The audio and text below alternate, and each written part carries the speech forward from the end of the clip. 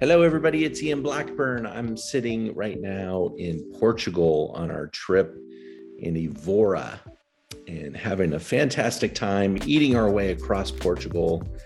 And it's been a really amazing weather, great people on the group. We're seeing some beautiful wineries and having a great time. And we are now talking about Zoom into wine. And this week, our topic is a special Sauterne, a dessert wine. And I love dessert wines. I'm a warrior for dessert wine because I do believe that everyone starts at a different spot in their wine journey. And many people come to wine through sweeter wines. And therefore, they start to almost rebel back against what got them into wine, thinking that the dessert wine that got them into wine, it wasn't a good enough wine for them going forward. And they start to resent dessert wines. I want to try to erase that. I want to try to course correct that. And I want to ensure people that dessert wines are really important and amazing wines, and it's okay to love them. It's okay to have them in your collection and to share them. They are the best wines you could possibly bring out in the holiday season to extend the meal, extend the experience, and to really enjoy some conversation. I think dessert wines don't require much food. They just require some people to sit around and contemplate them and to discuss them. And if you understand them a little bit more, they are really interesting. So Ari's joining me now, and we're just going to look at this week's slideshow and take us through it. I might have to start from the beginning, Ari. Let me pull that up and get that up in the right spot. A little different experience doing this from my laptop rather than my desktop, but it's loading up now. Here's a picture of the wine that we're going to be talking about tonight. Now, there are a lot of different Sauternes. Probably the most famous of all Sauternes is Chateau. Quite an expensive bottle of wine, always been considered one of the great wines of the world. And then there's a lot of other Sauternes to know about, and this is one of them, Chateau Doisy-Daene. And technically, this is a Barsac, which is part of the Sauterne area. All Barsacs are Sauternes, but not all Sauternes are Barsacs. At least that's an important message that the Barsac producers want to put out there. But Doisy-Daene, a really great producer, has been around for a long time. We'll talk about their history in just a minute, but they belong to the category known as dessert wine, which is not exactly accurate, because you can have this type of wine as an aperitif. If you're going to a fine dining room, such as a French restaurant, and we're starting with a terrine or potentially foie gras or something very rich, something that you might want to consider pairing a course like that with is Sauterne to start the meal. Sauterne is got this piercing acidity, and it really takes on all this ripe and aromatic flavors that you might get in a course like that. And so Sauterne is often used as the pairing option for foie. Now, Sauterne is a dessert wine, though, technically, and there are many different types of dessert wine. One type might be a late harvest wine, where wines like Alsace, which they call it Vintage Tardif, or other areas of the world where they'll wait for the grapes to get very ripe. Another example might be a wine like Amarone, where they'll rack age the grapes until they raisin and then make the wine from the raisins. That's a very interesting style. In California, we may pick the grapes very late in the harvest and get some added sugar, added ripeness, and have that late harvest category. There are also in this dessert wine category, a topic known as fortification. Wines like port wine are the perfect example of a fortified wine, or Madeira, where they'll add a brandy spirit to basically kill off the ability for any fermentation, but to leave all these natural sugars. Fortification is a big deal here in Portugal, obviously, where I'm sitting, and a great number of wines of the world are fortified and represent a dessert wine category with higher alcohol, but higher residual sugar.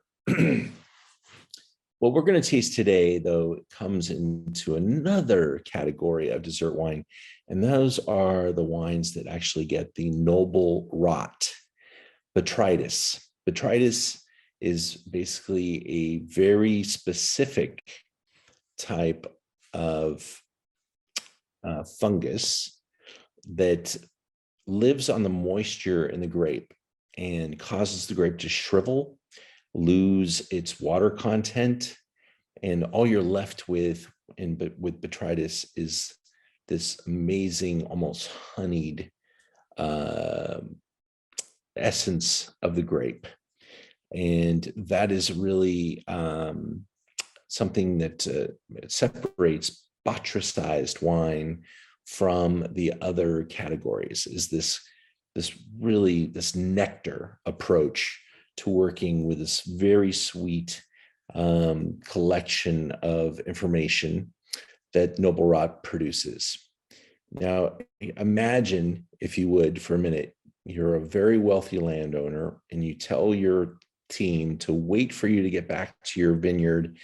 You're in the Middle Ages and you come back to your vineyard thinking everything's going to be in good shape. And then all of a sudden you get back and you see this noble rot taking over your vineyard. I'm sure that you would be shocked, but you go for it. You pick these very shriveled grape berries that have this kind of like white mold on the outside. It's not very attractive. And you press this and you get this accentuated nectar to work with very high residual sugars and this punctuated acidity that occurs. And that's how these wines actually were discovered, kind of out of necessity. A very wealthy, noble landlord left his vineyard, came back to find it completely overrun by noble rot, and harvested the grapes and turned them into wine, successfully making the Sauternes wines that we now know today. Here's a map to show you to look at where in France Bordeaux is located. And then we look more specifically inside of Bordeaux and we see the sub-appellations of Bordeaux. Well, what we are looking at actually is the sub-appellation of Pessac-Léognan, Graves, and then Sauternes. And inside of what we think of as Sauternes, the greater area, there's Barsac, and it's a very specific part of Sauternes. As I said earlier, all Barsacs are Sauternes, but not all Sauternes are Barsac, and so we'll learn a little bit more about that. So Sauternes is a dessert wine made in the Bordeaux region, in the area of Sauternes. They can use 3 different grape varieties: Semillon, Sauvignon Blanc, and Muscadel, not Muscat. It's Muscadel. And then the grapes must be affected by botrytis, and that raisinates the wines, increases the sugar content, but they still maintain amazing acidity structure. That's different than something like late harvest wines that tend to accelerate in sugar, but may actually lose their acidity. And that's a problem for late harvest category wines. Sauternes have been classified in the Bordeaux classification since 1855. And so this has been something that has been appreciated for a very long time. Here's a look at some of the statistics and the information provided on the Sauternes informational page. Approximately 140 vignerons making the wines. They produce a very unique set of aromas. Here's a look at that map that shows you the different villages in Sauternes. It's 1,900 hectares, approximately 4,000 acres, 5 million bottles. Now, this category falls in white wine in Bordeaux. And the white wine category in Bordeaux in total is less than 3% of the total production of Bordeaux. So while 5 million bottles may sound like a lot, this isn't even all of the white wine. So it's probably about 1.5% of the white wine production. So you can do the math and expand that 1.5% is about 5 million bottles. That sounds like a real big number by the time you get it all wrapped together. Bordeaux being the single largest production appellation in France. And it's 8 times larger than the Napa Valley. Just put it into context in total acres, that is. I think the production size is even more than 8 times the production of all of Napa Valley, but the total land that we've got in Bordeaux is 8 times larger than Napa Valley.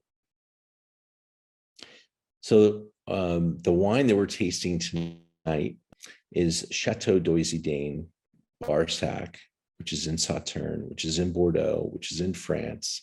And we've got the 2018 vintage, which is highly acclaimed, a very nice, typical vintage of quality, a classic for a top house like Doisy-Daene. And I have tasted this wine on a number of occasions already. This particular Sauternes 2018 has this really punctuated ripeness level. This Doisy-Daene has this extra sweetness, extra honey, extra delicious, and really will age a long and slow life span. So it's a great addition to your cellar. 18 is the current vintage, but you can actually drink these starting right now and have something fresh and honeyed, but over time they'll get darker, more complex, and really continue to add complexity, weight, concentration, and some of the brightness and freshness will start to relax down a little bit, and you'll really see these wines continue to elevate their enjoyment level. They're fun to drink when they're young, but when you get 10, 15, 20 years on them, they become really something quite interesting. Now, this family has run Doisy-Daene since 1924. So they have a great window into what could be, should be, and is their product. They have great wisdom, and they are a very dependable brand. Doisy-Daene should be mentioned in pretty much any top 10 lists of Sauternes. And yet the price point in a wine like we're tasting tonight, less than $50 for a half bottle of something this significant, is really quite a good value. Now, what makes their property pretty interesting is they have 15 hectares just of Semillon, 10 hectares of Sauvignon Blanc. Their vine age is 50 years of age. They've got a perfect type of soils with the clay limestone plateau, and their position in Barsac, their vineyard home is optimal. This wine is aged in French oak barrels for 12 months.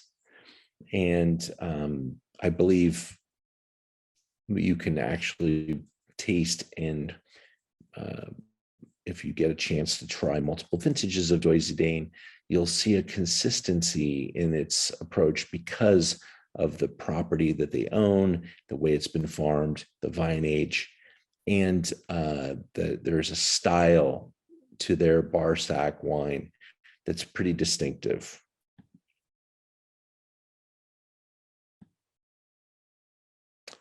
A couple of photos from the vineyard and the place.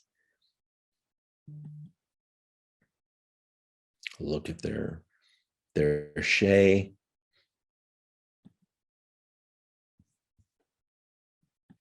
And we did touch on this a little bit, but Barsac, because it's more clay and limestone, while Sauternes is a little bit more gravelly, does do a significant difference in the way that they taste. So it's just usually reported that usually Barsac is like fresher, it's brighter, it's a little bit citrusy sometimes, and then Sauternes gets like usually has a bit more of a tropical taste to it, which I think is pretty significant. That's a great note to capture, and yeah, that change of soil, and that I believe that really plays out in the nose of the wine, and that brighter, fresher flavor, and that earlier access that Barsac gives you to the wine. You kind of get rewarded for bad behavior opening these wines up a little younger, a little sooner. And they have a little bit more generous like access, whereas some of the other Sauternes, especially the higher tier wines, kind of punish you for opening them too young and too soon. So that's just something to consider when you're choosing your dessert wine.